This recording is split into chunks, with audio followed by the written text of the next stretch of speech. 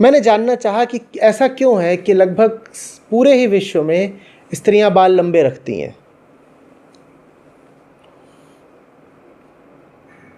और कोई वाजिब वजह नज़र नहीं आई।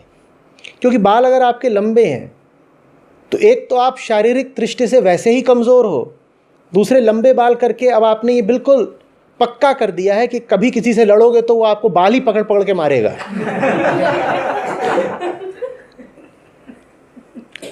आपके बाल किस तरीके से आपकी सहायता कर रहे हैं मैं समझना चाहता हूं।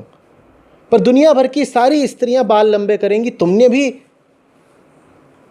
बड़ा जबरदस्त सवाल उठाया, पर बाल खोल के और लंबे बाल खोल के।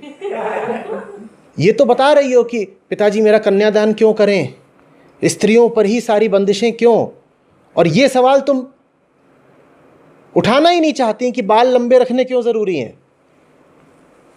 कभी किसी पुरुष को होंठ रखने देखा है? तुम होंठ काय को रंग के घूम रही हो? और ये आंखों में काजल क्यों लगाया है तुमने? नहीं बताओ, ये नाखून में क्या तुमने हरा पीला किया है? तो अब जरूरत ही नहीं है कि पुरुष आकर स्त्री को बंधक बनाए। स्त्री खुद अपनी गुलामी को अपने भीतर स्थान दे चुकी है, बड़ा पक्का स्थान। और जब तक तुम ही अपने आप को देह मानती रहोगी तो कौन तुम्हें मुक्ति देगा? प्रकृति ने तुम्हें देह बनाया है। देह तुम्हारी स्त्री की है, आत्मा का तो कोई लिंग नहीं होता ना।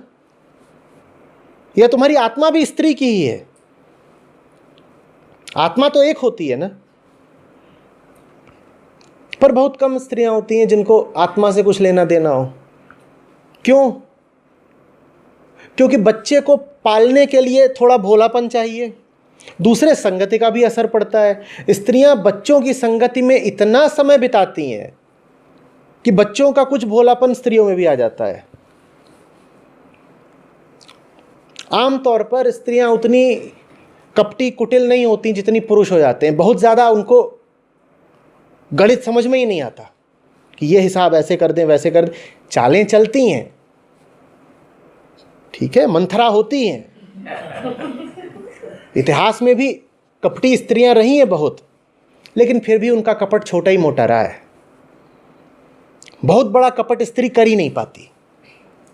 उसका कपट उतना ही होता है, मेरे बेटे को राज्य दे दो, या किसी के जाके कान भर दिए कि देखो तुम्हारा पति ना